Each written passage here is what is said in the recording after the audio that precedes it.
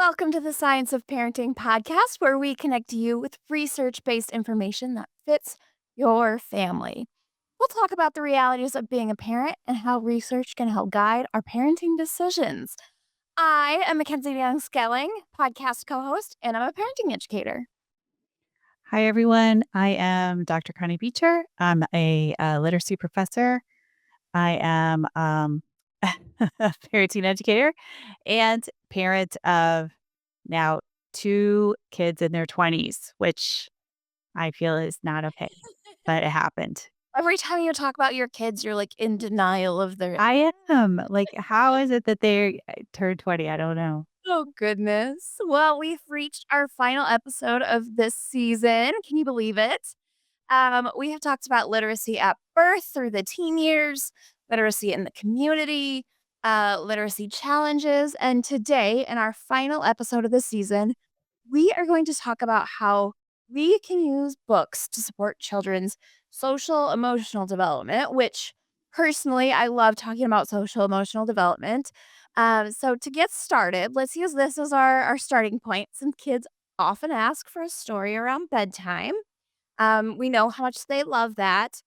How can adults use story time, really at any time of the day, as an opportunity to nurture a child's emotional growth? Yeah. So, one of the great things about books are they're just so useful. And one of the things that books can be helpful for is a way to help children safely explore different social and emotional experiences. So, we've discussed how reading together could be a form of emotion regulation itself, just having that regular, secure routine, Right. uh, providing them with comfort. But also, books can provide ideas for helping us to solve problems. So, when children see characters dealing with different feelings and different issues, it can help them understand that they're not alone in their experiences. It's not just about reading the words, right? It's about those conversations that we have around the stories. And because kids are curious, they want to know, why is that child sad? What is causing this character to be happy? They often want to know that why behind some of those emotions. Yeah. So we use this term called causal talk, which is exactly what you said, like the why, talking about why something happened.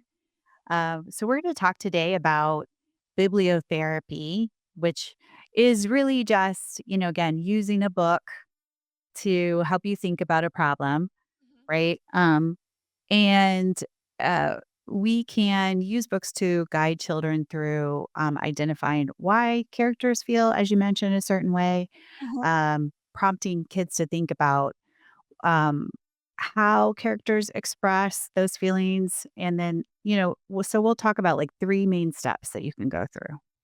Yeah, that's really helpful. In fact, as we think back, um, I also mentioned last week that we did a whole podcast on that idea of regulation. So if you didn't get a chance to listen to it, or you did and you're ahead of the game, that is coming from episode 9, and it talks all about identifying when kids have those big feelings. So just kind of another one of those shameless plugs that I did that last. Why not throw it in again this week? But how about you tell us about those steps? What is the first step? Yeah. So when you're using a book to discuss emotions, the first step is really building that emotion vocabulary. So this is about helping kids learn the names of different feelings. In America, we tend to just have the big three, like happy, sad, glad, mad. Bad. I said happy and glad twice. Those are the same. Those are the same. Right. But there's actually lots more, so this is something that we can do looking at the book. And, sometimes the book doesn't always explicitly say what the character's feeling, but looking at the drawing of their face and trying to identify things like I see tears coming from their eyes. So, what could they be feeling, to help kids understand the signs of and names of emotions? Right. Yeah, it makes so much sense to put a name to that feeling. You talk about what other things. Well, I feel worried or I feel lots of things. I actually have it's not in this office, in my other office, I have an emotion wheel. That's an app. as an adult use sometimes, like, "What am I feeling?" So, it's important to put that name to that feeling. So what's the second step after we put a name to the feeling? So the second step is reflection. So that means prompting kids to think about what causes emotions to happen and connecting the emotion to the cause. So what happened in the story to make the character feel that way? So why is the character feeling worried? What happened? Have you ever had an experience like that? How did it make you feel?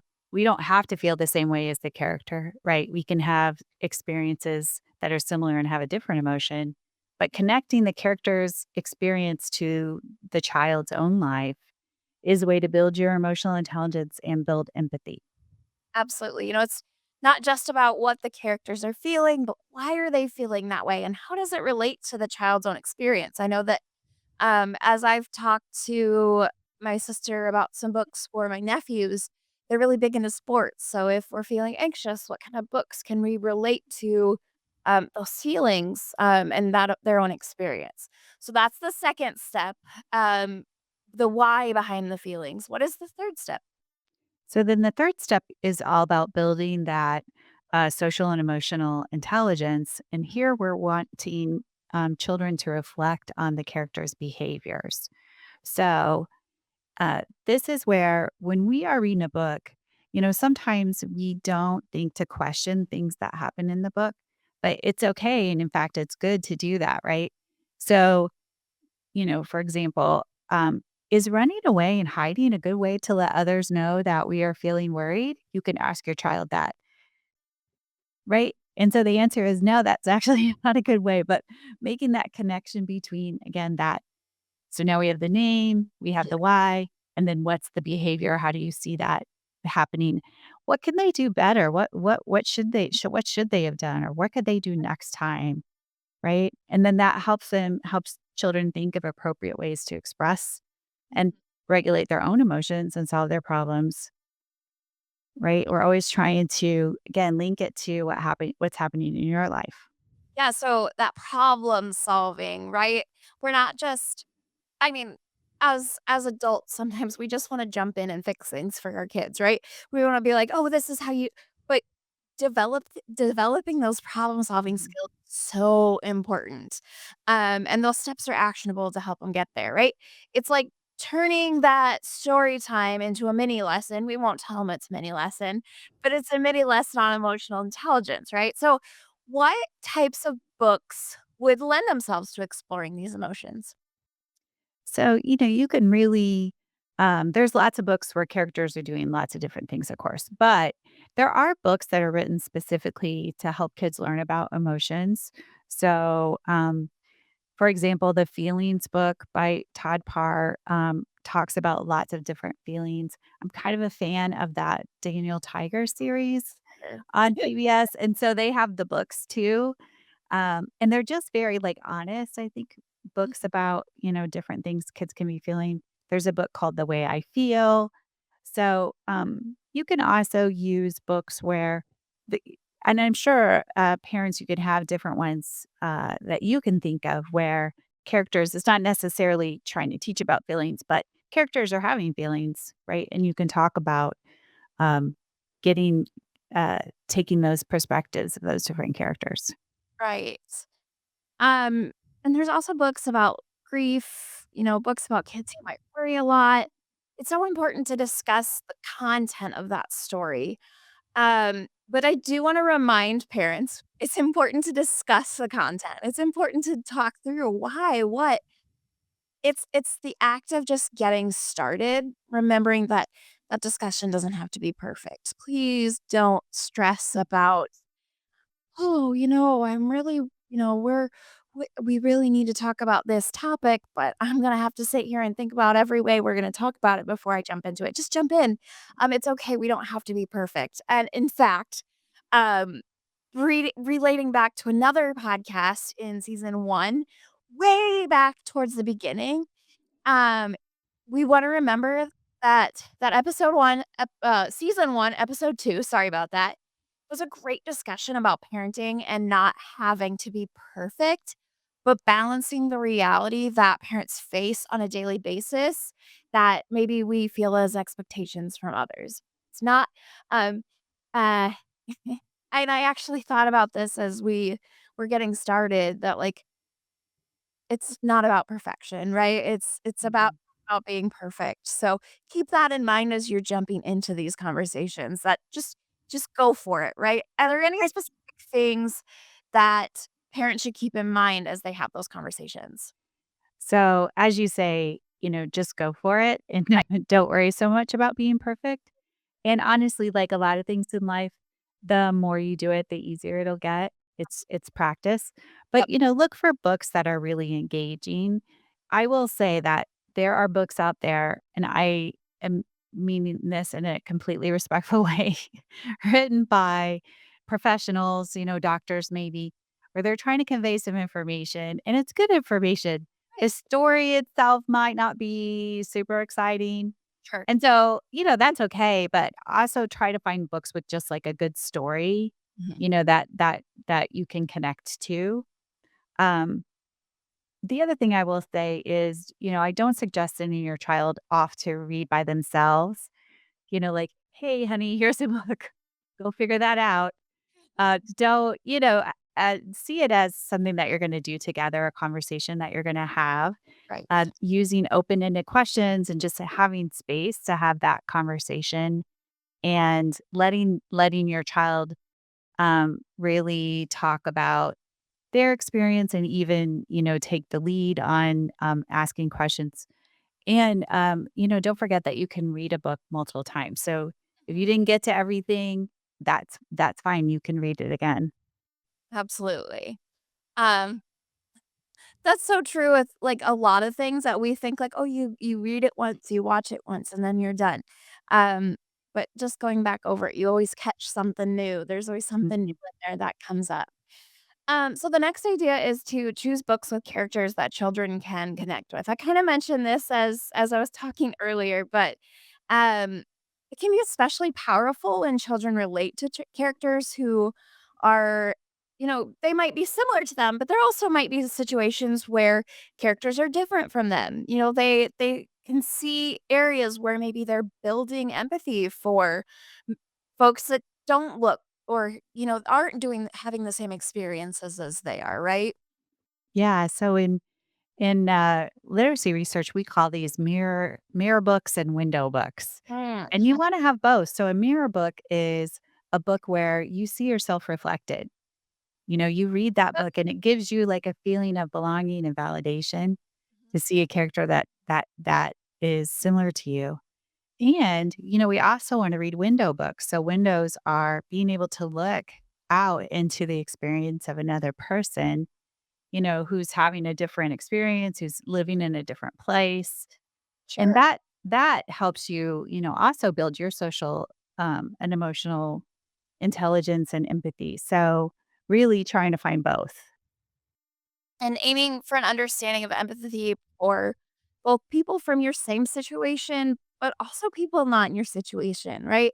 Um, Remember that as we kind of think about those books being a powerful tool to do those sorts of things, we also have to remember that books are not the only tool to help us build empathy. Um, Other activities maybe to keep in mind, like role playing, pretend play, are also effective ways to build empathy. An art activity, y'all know if you've listened all season, I love art too. Um, Journaling for an older child, maybe puppet play. I know a lot of libraries have like a puppet section that you could maybe take advantage of. It takes that child learning from the book into the real world. And again, you know that I've talked about children learn through play and they learn through doing. Um, and again, we say children, but everyone, right? We Mhm. we all learn by doing. So it's bringing that information that we gain from the book out into the real world. And we learn by doing those hands-on interactive activities after we've learned that something new. And that's really supported by research that when you read a book, when you read together, Mhm. with your child, and then you do an activity together that's related to the book, that list of things that you just said, it really does. not only is it fun and reinforcing, but you're supporting their reading development and their concept development, because they're just more you're talking more and you're gonna have extended conversations and, really, again, connecting that what happened in the book to your life, right? Mm. Adults even do this, like, when we have book club, right? We make snacks we might make snacks that go with the book.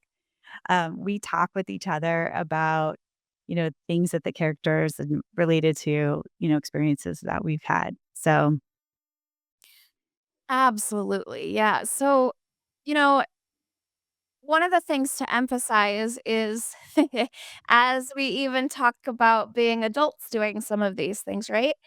Emotional intelligence is a skill and we develop it over time. There's more than one way to build our kids' ability to empathize. And again, I'm as an adult, still working on building that emotional intelligence you gain and learn and grow. Um, so there's lots of ways to do that to help our children gain and learn and grow as they go throughout their childhood as well. Um, what so we're kind of starting to get to our, reality, but is there anything else before we jump into our reality that you'd like to add?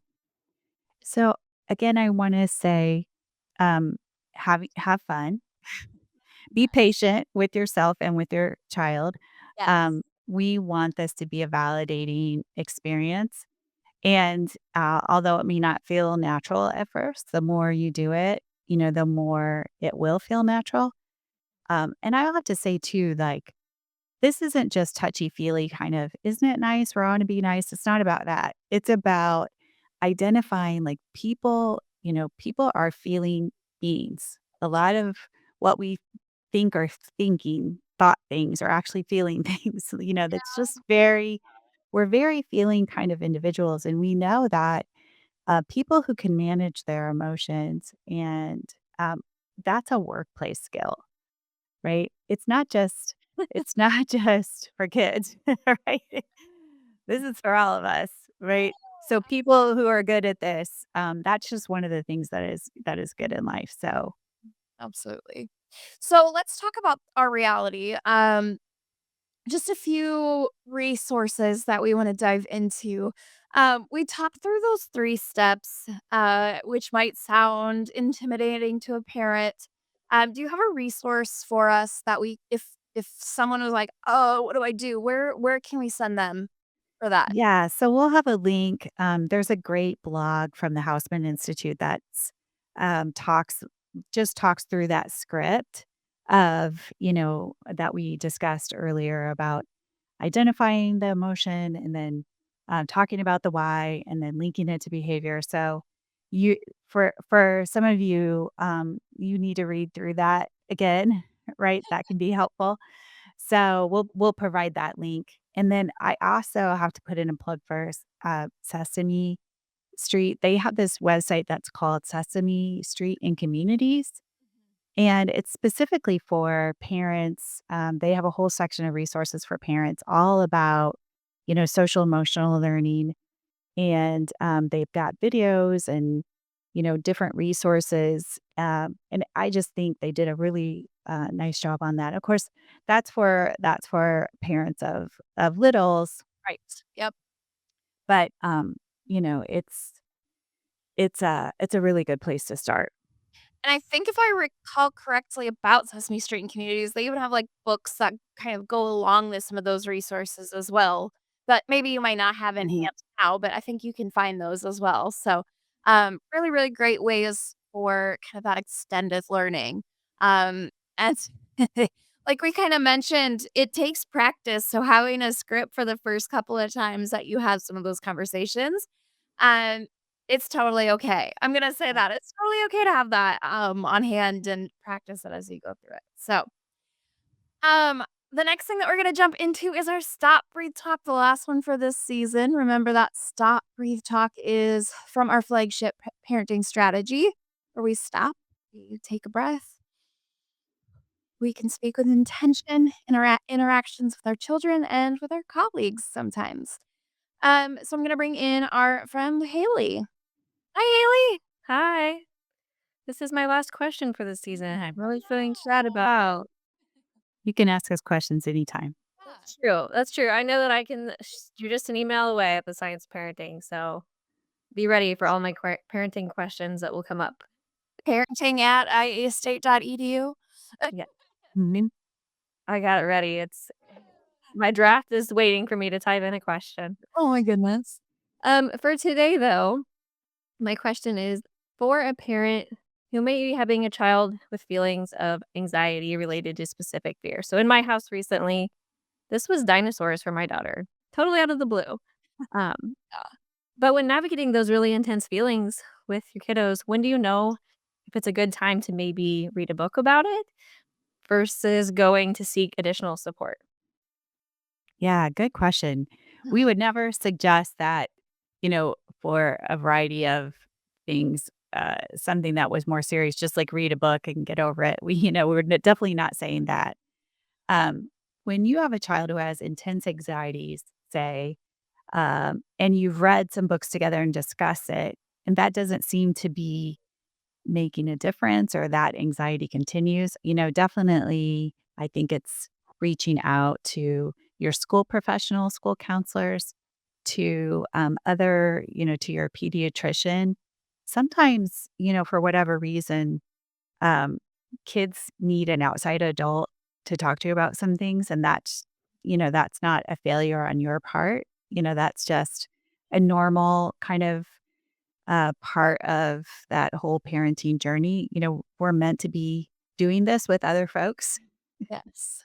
We definitely need to have support. And I would say most of the time, parents have a good instinct about that. So trust yourself on when you're thinking, wow, this feels heavier. Mhm. Absolutely. I agree. Thank you. Yeah. Utilize that community. Absolutely. All right. Well, thank you, Haley. We have loved having you this season to join us, a new face to some folks, which is awesome. Um, so grateful for her time and her questions that she's kind of helped us to think through some other things throughout the season. But that brings us to our end of this season. I just can't even I'm stalling, I feel like, because I'm like, no, we're not done yet. We're not done yet. What else can we talk about? Right. I'm sure there's Do a lot. do send us questions or ideas for future Absolutely. seasons, at that email address again, which was Parent iastate.edu. parenting@iastate.edu. Pretty simple. Yes. So okay, fine. I'll wrap us up here. Um, this has been a wonderful podcast. It's been an amazing season talking about how literacy can just help us navigate our parenting decisions. Um, and I just want to say thank you for joining us on the Science of Parenting today. Remember that what do I want to remember today? I'm not going to plug anything. I just want to remind all parents that you're doing a great job. And again, that parenting is not just one way, but we have lots of ways that we can be great parents. Yes. And you don't have to do it by yourself. No, not at all. So, thanks again, everyone. And, continue to look out for us and come along as we tackle the ups and downs, the ins and outs, and the research and reality all around the science of parenting. The Science of Parenting is a research-based education program hosted by Mackenzie DeYoung-Schelling, produced and edited by Brock Bierman, with contributions from Barbara Dunn Swanson, Dr. Connie Beecher, Haley Walker, and Morgan Noel. Send in questions and comments to parenting@iastate.edu and connect with us on Facebook. This program is brought to you by Iowa State University Extension and Outreach.